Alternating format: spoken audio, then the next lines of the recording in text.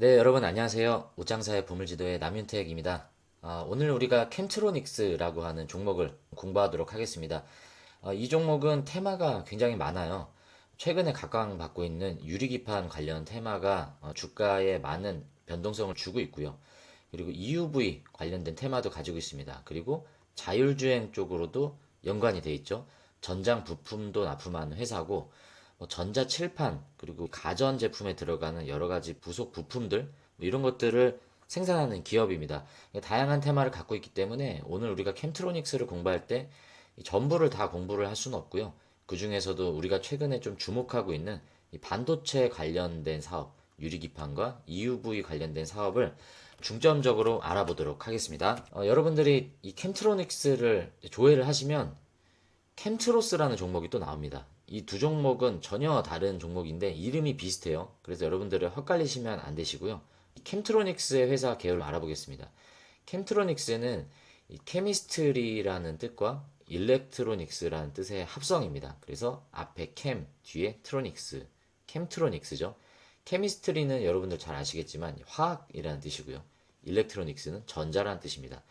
화학과 전자를 포함한 사명을 담고 있기 때문에 이 회사의 주요 사업을 두 가지로 나누면 첫 번째가 화학 사업, 두 번째가 전자 사업입니다. 화학 사업을 시작으로 했던 회사이고요. 화학 쪽 매출이 46%, 전자 사업 쪽 매출이 53% 매출 비중을 가지고 있습니다. 회사는 1983년 10월 17일에 시작을 해서 업력이 꽤 된 회사이고요. 2007년 1월 17일에 코스닥에 상장이 되었습니다. 5월 10일 종가 기준으로는 시가총액이 4,248억 원이고요. 발행된 주식수는 그렇게 많진 않죠. 1,500만 주가 조금 넘습니다. 세종시에 본사가 있고요. 판교에 사무소가 있고 용인, 평택에 사업장이 있습니다. 주요 주주 구성을 보면 대표이사이신 김보균 대표이사님이 12.94%로 가장 많은 지분을 가지고 있고요. 자사주 비율이 2.80% 정도가 네, 현재 계열회사를 보면 총 11개의 계열회사를 가지고 있습니다. 전부 다 비상장 자회사고요. 이 중에 위츠라고 하는 자회사가 이제 코스닥 상장을 앞두고 있습니다. 그래서 지금 주관사 선정을 하고 있는 단계로 알고 있고요. 대부분의 이제 사업이 전장 쪽에 포커스가 되어 있습니다. 위치라는 회사가 최근에 상장 준비를 하고 있다는 부분들을 체크하시면 충분할 것 같습니다. 그래서 방금 설명드린 캠트로닉스와 캠트로닉스의 계열 회사들의 지분도입니다. 이제 모태가 되는 캠트로닉스가 대표적인 이제 화학 사업을 중심으로 사업을 영위해 나가고 있고요. 화학 사업이 아닌 나머지 사업들, 이제 전자 사업이라든지 뭐 자율주행 그리고 자동차 전장 부품들 이런 사업들이 11개 자회사에서 이제 이루어지고 있는 구조다라고 여러분들이 이해를 하시면 좋을 것 같습니다. 주요 사업을 알아보도록 하겠습니다.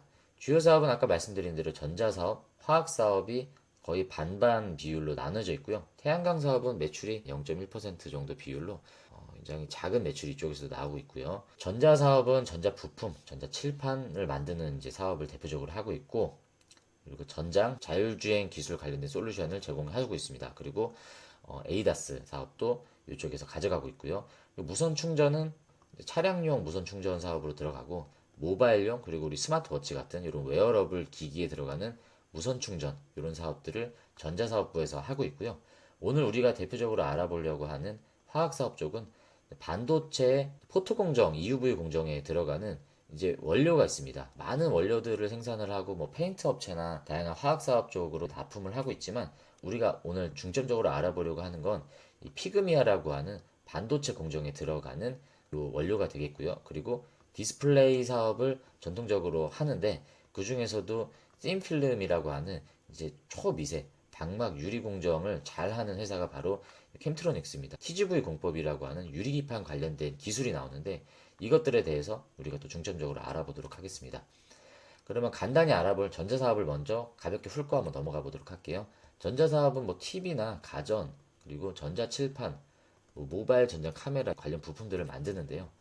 삼성전자에서 생산하는 플립이라고 하는 전자칠판에 들어가는 핵심 부품들을 납품을 하고 있고요. 요 이제 TV 모니터에 들어가는 여러 가지 부품들이 있습니다. 대표적으로 뭐 터치 스크린 패널이라든지 뭐 백라이트 모듈 뭐 이런 것들을 삼성전자나 LG전자 쪽으로 납품을 하고 있고요. 관련된 이제 뉴스가 하나 나온 게 있는데 이 디일렉에서 나온 올해 5월 8일 뉴스입니다. 삼성 전자칠판 특허 분쟁에 노출됐다. 캠트로닉스가 상대 특허 무효화 길을 열었다라는 내용인데 이게 무슨 내용이냐면 삼성전자가 아까 요 전자칠판을 만든다고 했잖아요. 요 전자칠판에 들어가는 핵심 기술이 있는데 이 기술 중에 세 건이 자기들의 이제 특허를 침해했다라고 소송을 건 거예요. 스웨덴에 플라트 프로그라고 하는 회사가 있다라고 합니다. 이 회사가 캠트로닉스를 대상으로 미국 텍사스 동부 연방 법원에 특허 침해 소송을 제기를 했는데 이 뉴스는 사실 전에도 있었어요. 추가적으로 캠트로닉스가 이제 대응을 하겠다라는 뉴스가 나온 겁니다. 상대 특허를 무효화시킬 수 있는 대응을 하겠다라는 거죠. 이제 그런 것들에 대한 내용이고 특허 무효 심판과 침해 소송 등 전체 분쟁 향방에 따라 대응책을 구체화할 것으로 예상이 된다. 소송을 걸었던 스웨덴의 이제 플라트 프로그라는 회사는 캠트로닉스뿐만이 아니라 많은 업체와 기존에도 많은 특허 분쟁이 있었던 것 같아요. 그래서 기존에 싸웠던 그 소송 업체들과 라이선스 비용을 합의 후에 받아왔던 것으로 알려졌다라는 내용이고 이 전자칠판이 도대체 얼마나 비중이 있느냐라는 이제 내용인데 이 캠트로닉스의 매출을 보면 전자칠판 쪽 매출이 21년에는 2만 개, 그리고 22년에는 4만 8천 개로 2배 이상 늘었죠. 그리고 작년 23년에는 7만 1천 개로 늘었단 말이죠. 그러니까 이게 앞으로 계속 매출이 늘고 있기 때문에 이 소송의 결과에 대해서 우리가 또 주목할 수밖에 없는 적지 않은 비중입니다. 작년에 710억 원 정도가 이 전자칠판 쪽에서 매출이 나왔다라는 부분은 무시할 수 없는 매출액이죠. 전체 실적이 6천억 정도가 전체 매출이 나오는데 이 중에 10%가 넘는 매출 비중이기 때문에 우리가 무시할 수 없는 내용인 것 같습니다. 전장으로 넘어가겠습니다. 전장 쪽에서 에이다스 사업인데요. 대표적인 게 이 카메라 센서를 바탕으로 한 SVM 이런 장비를 납품하고 있습니다. SVM은 서라운드 뷰 모니터링이죠. 우리가 운전할 때 많이 사용을 하는 기능인데 차량의 사각 지역 없이 360도의 영상을 모니터링 해줄 수 있는 이 에이다스의 핵심적인 기능을 제공하는 부품인데 이것들을 캠트로닉스가 납품을 하고 있고요. 그 밖에도 뭐 ECU 부품으로 LDC 그리고 디지털 클러스터 차량용 계기판입니다. LDC는 로우 볼티지 DC 컨버터라고 나오는데 전압이 낮아지는 것을 방지하는 장치다라고 해서 이렇게 차량에 들어가는 전장 부품으로 우리가 이해하고 넘어가면 좋을 것 같아요. 주요 고객사는 GS 커넥트 그리고 쌍용 자동차가 현재 KG 모빌리티로 이름이 바뀌었죠. 그래서 KG 모빌리티 중심으로 이렇게 납품이 되고 있다. 아직은 현기차 쪽의 매출은 크지 않은 것으로 보여집니다. 그래서 그쪽에 매출이 좀 많이 나와야 되지 않나라고 전장 사업 쪽은 보여지고요. 그리고 무선 충전 사업도 한다라고 했죠. 차량용에 들어가는 이런 무선 충전기, 그리고 스마트 모바일 기기, 스마트 워치 이런 데도 무선 충전 기기를 납품을 하고 있습니다. 그래서 주요 고객사로 삼성전자, 현대모비스가 있고요. 앞으로는 뭐 차량용 충전기, 전기차 충전기죠. 이런 사업에도 신규 진출하겠다는 뉴스를 제가 본 기억이 나는데 이런 부분들 좀 간단히 넘어가도록 하고요. 그리고 자율주행 관련주로도 엮이는데 V2X 사업을 또 하고 있습니다. 보시면 이제 CITS라는 용어가 나와요. CITS는 이제 Cooperative Intelligent Transport Systems라고 해서 차량이 주행 중 운전자에게 주변 교통 상황과 급정거, 낙하물 등의 사고 위험 정보를 실시간으로 제공하는 시스템을 이 CITS라고 우리가 이해할 수 있습니다. 서울시나 판교 뭐 이런 우리나라 이제 주요 거점에서 이 CITS 사업을 현재 시범 운행을 하고 있는데 여기에 유관 사업에 참여를 하고 있다라는 내용들이죠. 이런 자율주행 V2X 사업들을 계속 영위하고 있는 모습들을 우리가 확인할 수 있습니다. 여기까지 우리가 전자사업 부분을 이제 간단히 훑어봤고요. 오늘 우리가 중점적으로 알아볼 화학 사업에 대해서 자세히 알아보도록 하겠습니다. 첫 번째로 이제 반도체 사업인데요. 반도체 쪽은 피그미아라고 하는 원료를 생산을 합니다. 여러분 지난 영상 보신 분들은 이 피그미아 하면 좀 익숙하실 수 있어요. 우리가 지오 엘리먼트와 퓨릿이라는 종목을 묶어서 한번 공부해 봤던 적이 있죠. 퓨릿의 사업 내용 혹시 기억나십니까? 신너를 만든다라고 했잖아요. 포토레지스트라고 하는 감광액을 제거할 때 사용하는 신너. 이거를 퓨릿이 모회사인 한국 알코올 산업을 통해서 만든다라고 했는데 그때 나왔던 이 원료 중에 하나가 피그미아였죠. 이 피그미아를 캠트로닉스도 생산을 하고 있습니다. 그래서 어찌 보면 퓨릿이랑 경쟁 업체다라고도 볼 수가 있는데 이 피그미아는 반도체 포토 공정용 소재를 구성하는 원재료이고요. 고객사로는 동진세미캠, 그리고 동우하인텍, 미국의 듀퐁, LG화학, 삼성 SDI가 있습니다. 디일렉에서 나온 2023년 11월 13일 기사인데요. 미국과 일본이 놀랬다. 이제 왜 놀랬냐라고 결론적으로 얘기하면 자신들이 우리나라에 독점 공급하던 거를 캠트로닉스가 이제 국산화를 시도를 하고 있고요. 이 테스트가 통과가 되면 미국, 일본이 독점 공급하던 것이기 때문에 이 반도체용 고순도 피그미아 시장 지형도가 변화될 것으로 예상된다. 이 국산화에 대한 이슈는 항상 많은 주가에 좀 변동성을 주는 요소이죠. 이 피그미아도 같은 피그미아가 아니라 고순도라고 합니다. 베타 이성질체가 거의 함유되지 않은 프리 제품이다라고 하는데 인체에 유해한 성분이기 때문에 이 베타 이성질체가 함유되지 않는 게 굉장히 중요한 거죠. 이 프리 제품이 퀄 테스트에 통과가 될 것인가라는 그런 중요한 시점에 있는 뉴스였습니다. 그래서 업계에 따르면 이 품질 테스트를 현재 삼성전자에서 진행 중인데 늦어도 2024년 1분기에는 통과가 좀 기대될 것이다라고 작년에 나온 건데 1분기가 이미 지났는데 아직 내용이 아직은 나오 있지 않아요. 그리고 최근에 캠트로닉스가 이 피그미아 생산 캐파를 증설하겠다라고 해서 170억 원을 투자를 했습니다.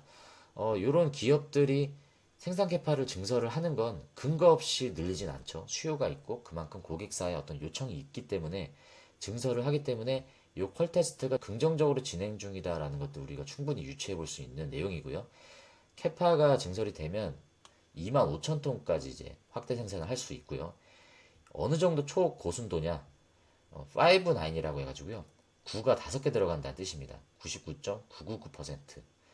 신너에 주성분으로 사용이 되는데 신너는 포토레지스트, 이 감광액을 씻어내는 데 사용되는 물질이기 때문에 EUV 공정, 이 노광 공정에 대표적으로 사용이 되기 때문에 반도체 사업에 있어서 굉장히 핵심적인 원료다라고 우리가 이해할 수 있고요. 기존에 테스 영상 공부하신 분들은 아마 기억이 나실 텐데 테스에서 대표적인 장비가 PE, CVD라고 말씀을 드렸잖아요. 증착 장비인데 이 증착 장비를 통해서 이루어지는 공정이 하드 마스크 공정이 있다라고 말씀을 드렸고요. 두 번째가 반사 방지막이라고 ARC를 말씀을 드렸죠. 영상을 보신 분들은 어렴풋이 좀 기억을 하실 겁니다. 여기에 이제 하드 마스크와 ARC가 들어가잖아요. 그래서 이 피그미아가 거기에 활용되는 이제 원료다라고 여러분들이 좀 이해하시면 될 것 같습니다. 신너를 만든다라고도 말씀을 드렸고요. 감광액의 잔류물질 이런 것들을 제거하니까 이렇게 깔끔한 이런 단면이 나왔죠. 이런 신너를 만드는데 대표적으로 사용이 좀 되고 그리고 반사방지막 ARC 반사방지막을 만드는데 사용이 되고 하드 마스크를 만드는데도 사용이 된다라고 말씀을 드렸습니다. 이 EUV가 이렇게 빛이 쏘아질 때 이게 반사되는 현상으로 인해서 이렇게 원치 않는 이렇게 파손이 발생을 하죠. 그래서 이런 부분들을 방지하기 위해서 이 반사방지막을 씌우는데 이 반사방지막을 씌울 때 피그미아가 활용이 되는 거고요. 하드 마스크에도 이 피그미아가 활용이 된다는 것들을 우리가 이해할 수 있습니다. 삼성전자 퀄 테스트가 통과되면 동호 하인캠으로 공급이 돼서 신너로 만들어져서 삼성전자로 들어가게 될 것이다. 순도도 중요하지만 이 유해 물질을 최소한 줄인 것이 퀄 테스트로 들어갔던 것에 주요했던 것으로 보인다라는 이제 기사 내용이고요. 현재 그냥 기존의 피그미아의 가격이 키로당 한 2달러 정도 수준인데 고순도잖아요. 그렇기 때문에 2달러보다는 좀 더 많이 받아야 되지 않을까라고 유추하는 내용입니다. 왜냐하면 고순도이기 때문에 그 과정에 있어서 여러 가지 공정 시간이나 절차가 길어지기 때문에 원가가 올라갈 수밖에 없잖아요. 마진율이 올라가야죠. 생산 단가가 맞지 않기 때문에 2달러보다는 좀 더 받아야 되지 않겠나라고 추정하는 그런 기사였습니다. 그리고 경쟁사가 상장하지 않은 회사이긴 한데 재원산업이라고 하는 회사도 이 피그미아를 생산을 하고 있다라고 하고요. 재원산업의 생산 캐파도 킴트로닉스의 증설 이후에 캐파와 비슷합니다. 연간 24,000톤 수준으로 양산시설을 갖추고 있기 때문에 경쟁사로 우리가 볼 수 있고요. 보수적으로 잡아서 키로당 2달러를 받는다라고 치면 1달러를 환율 계산으로 1350원으로 환산을 하고요. 1톤으로 따진다라고 하면 킬로그램당 2달러니까 1톤에는 270만 원 정도를 계산할 수 있습니다. 2만 5천 톤 생산 캐파를 증설한다고 했죠. 2만 5천 톤 곱하기 270만 원 하면 약 675억 원 정도의 매출이 나올 것이다 라고 대략 추정을 해볼 수가 있고요.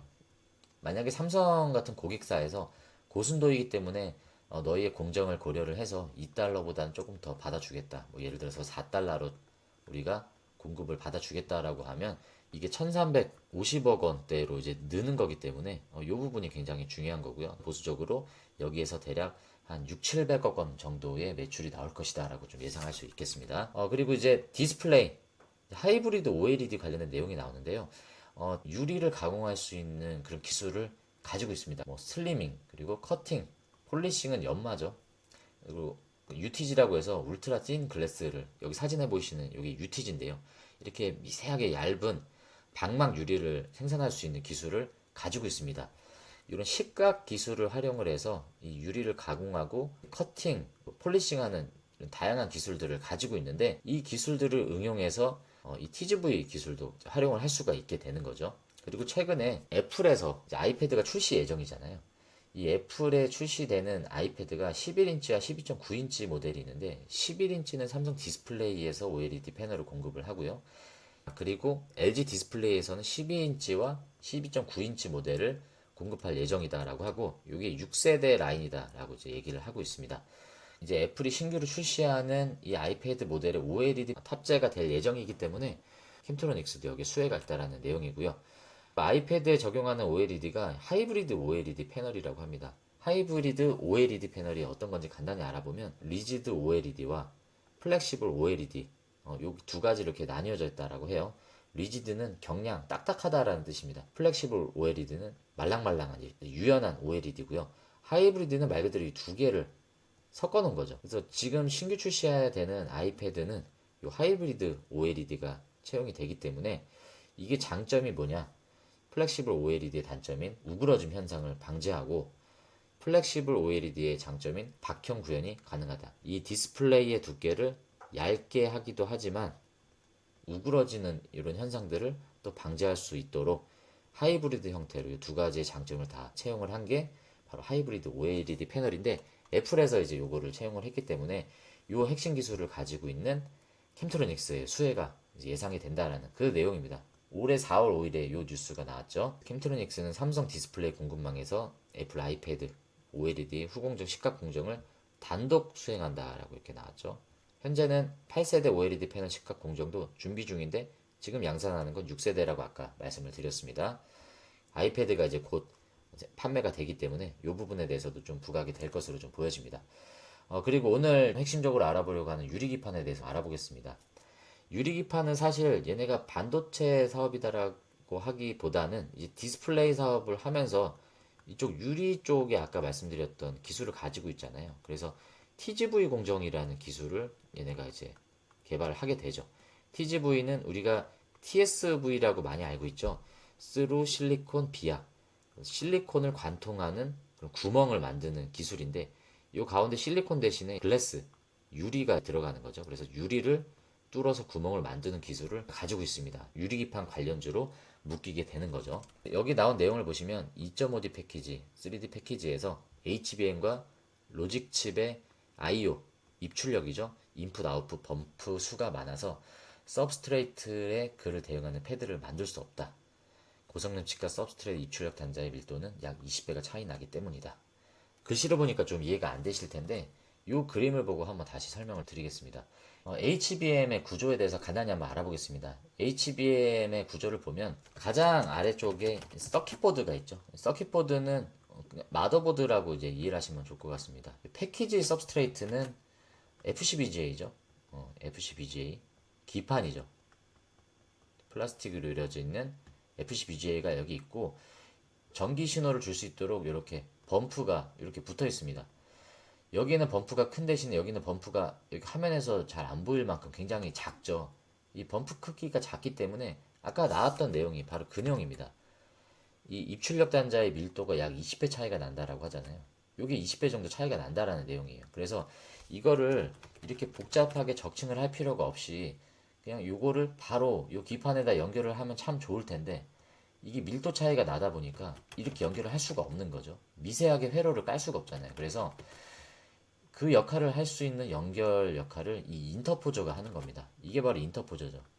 이 인터포저는 두 가지 소재로 만든다. 실리콘과 유기 소재로 만드는데, 요 인터포저를 실리콘을 쓸 거냐 아니면 유기 RDL 인터포저를 쓸 거냐에 대한 차이인데요. 이 유기 인터포저는 고분자와 구리배선으로 구성된 것이다라고 하고요.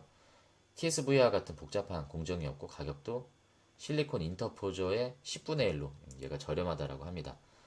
근데 실리콘 인터포저에 비해서 낮은 배선 밀도, 열 팽창 개수 차이가 커서 와피지 현상, 휘는 현상이죠. 예, 휘는 현상이 있기 때문에 이러한 단점이 있고 실리콘 인터포저는 이제 장점이 많죠. 높은 배선 밀도와 정기적 성능 등의 장점이 있는데 제조 비용이 이제 높다라는 단점이 있습니다. 그리고 복잡한 공정이 들어간다라는 이런 단점이 있기 때문에 이거를 대체할 수 있는 게 뭐냐라고 나온 게 바로 유리기판인 겁니다. 유리기판이 이제 이렇게 생긴 건데요. 이 구조를 보면 아까 그 그림이랑 차이가 딱 한눈에 보이는 게 일단 이 층수가 단순하죠. 여기에 보시면 이렇게 HBM과 로직 칩의 층이 있고 인터포저가 있고 여기 보면 FCBGA 층이 있는데 여기 보시면 HBM과 로직 칩의 층이 하나 있고요. 유리기판으로 바로 이렇게 붙여서 연결을 할 수가 있게 되는 겁니다. 인터포저가 들어가지가 않는 거죠.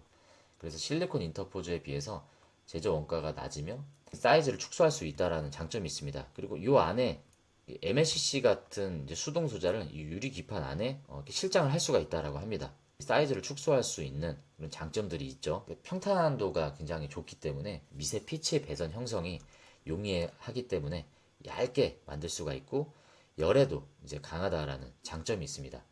그리고 절연성은 전기가 잘 통하지 않는 성질이죠. 그리고 낮은 전력 손실. 이 전력 손실이 낮다라는 부분도 저전력이라는 테마에 있어서 굉장히 중요한 거기 때문에 유리기판이 좀 부각을 받는 거고요. 기계적 강도가 장점이다. 라는 성질적인 특성을 좀 이해할 수 있습니다. 그러면 이제 캠트로닉스가 도대체 이 유리기판에 어떤 기술을 제공하느냐에 대한 부분인데 바로 이 TGV 공법을 제공을 합니다. 스루 글래스 비아라고 하는 유리기판에 이러한 구멍을 뚫는 이제 기능인데요. 기존에 이 구멍을 어떻게 뚫느냐라고 봤을 때는 이제 피롭틱스 같은 회사가 레이저 드릴링 기술을 가지고 있어요. 그래서 이렇게 레이저로 구멍을 뚫는데 이게 단점이 뭐냐면 그냥 드릴로만 뚫으면 여기 옆에 보이시는 것처럼 유리기 때문에 이렇게 균열이 생긴다라고 합니다.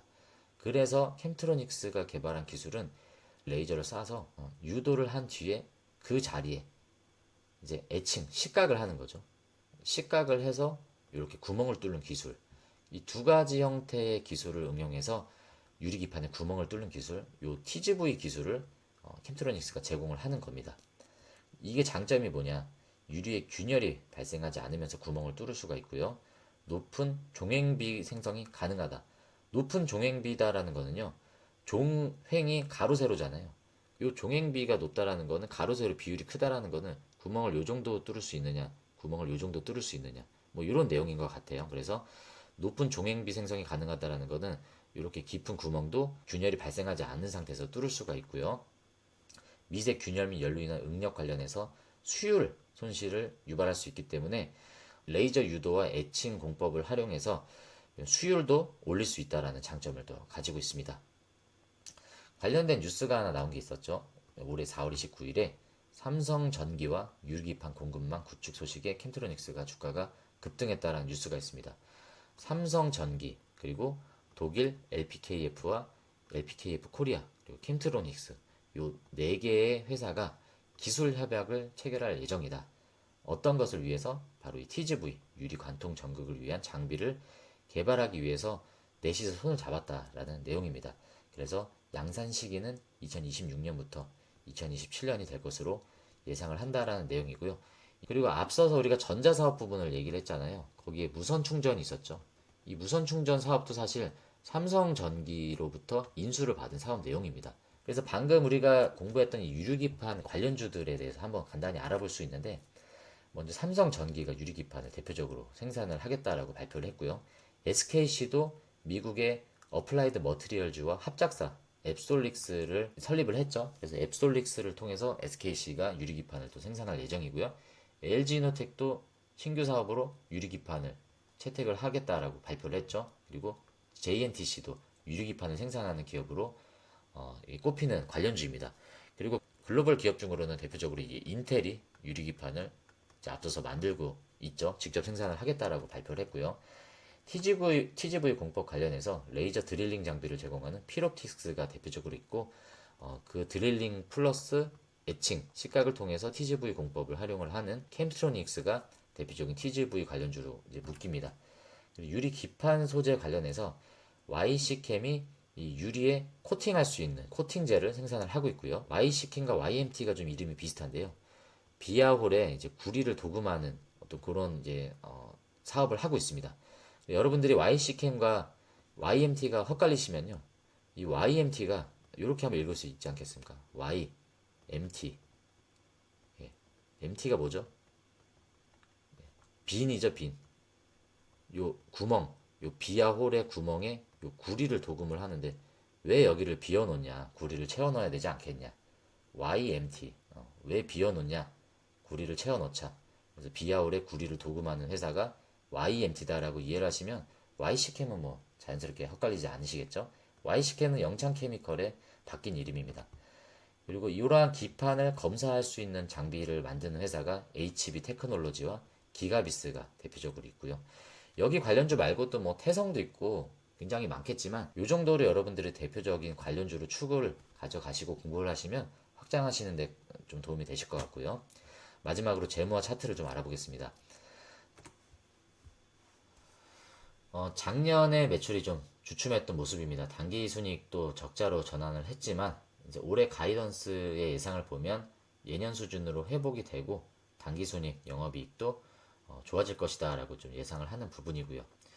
재무 건전성 측면은 뭐 굉장히 양호하다라고 보기는 어렵지만 부채 비율이 170% 그리고 유보율은 1900% 정도 이제 되기 때문에 뭐 그렇게 뭐 리스크로 보여지지는 않지만 그냥 평범한 수준이다라고 좀 볼 수 있습니다.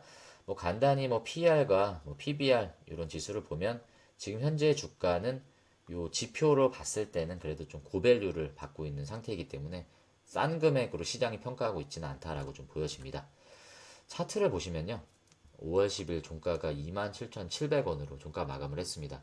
8.70%로 신용 비율이 좀 많은 편이기 때문에 이 부분은 여러분들이 좀 참고를 하시면 좋을 것 같고요. 52주 최고가가 42,150원이었는데 그게 최근에 5월 2일에 나왔다는 내용이고요.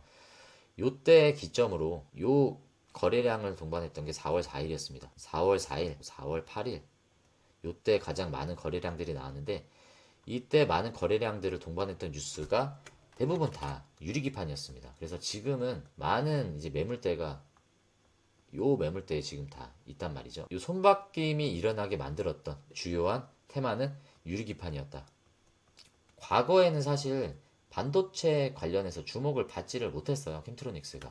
자율주행은 뭐 말할 것도 없죠. 그쪽으로 수급을 받았던 기억은 제 기억으로는 없습니다. 그렇기 때문에 지금 이러한 모멘텀이 바뀐 흐름은 요 유리기판과 반도체 관련된 피그미아 이런 관련된 내용을 통해서 이렇게 수급을 좀 받았던 내용이고 물론 뭐 자율주행이나 전자사업 부분 쪽으로 변수를 줄 만한 뉴스가 또 나올 수도 있겠죠. 아까 소송 관련된 내용도 있을 수 있겠고 하지만 주가의 흐름을 견인하는 주요한 테마는 유리기판과 그 포토공정의 피그미아 관련된 내용들이었다라는 것들을 여러분들이 잘 기억하시면 좋을 것 같습니다. 이 유리기판은 아까 뭐였죠? TGV, TGV 관련된 내용들을 여러분들이 꼭 체크를 하셔야 되고요. 이렇게 캠트로닉스에 대해서 오늘 같이 좀 공부를 해봤습니다. 제가 준비한 자료는 이제 여기까지입니다. 여러분들 영상이 도움이 되셨다면 좋아요, 구독 귀찮지만 우리 채널의 발전을 위해서 눌러주시기를 부탁을 좀 드리겠고요. 저희 채널에 다양한 또 컨텐츠들이 많이 있습니다. 그 토요일에 진행하는 종목 올림픽도 있고요. 우리 대표님께서 진행하시는 라이브 시황도 있고 뭐 다양한 컨텐츠들을 앞으로 계속 우리가 만들 예정이니까 우리 채널을 통해서 여러분들의 그 투자 수익을 더 증가시키는데 도움이 될 수 있는 자료로 많이 활용하시길 바라겠습니다. 그러면 저는 다음에 더 좋은 영상으로 여러분들께 찾아뵙도록 하겠습니다. 시청해 주셔서 감사합니다.